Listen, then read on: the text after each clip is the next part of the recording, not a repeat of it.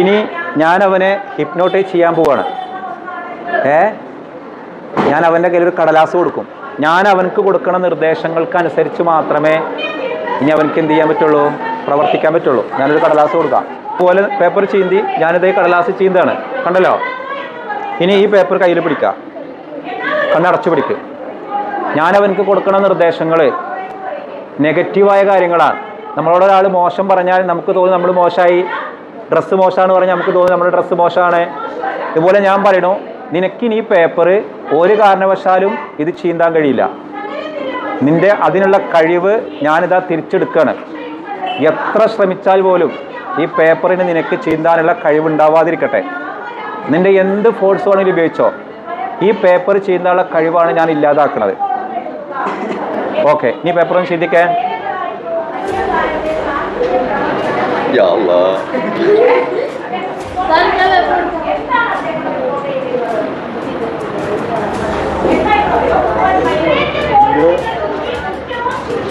പറ്റുന്ന ആ ശക്തിയൊക്കെ വരട്ടടാ. അവിടെ ചാടിച്ചല്ലേ ആ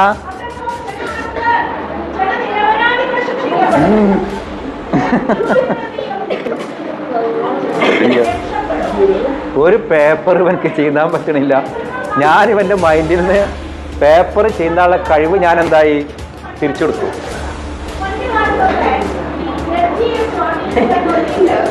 തോറ്റിയൊന്നും സമ്മതിച്ച് പൊക്കോ. ഓ സമ്മതിച്ച്.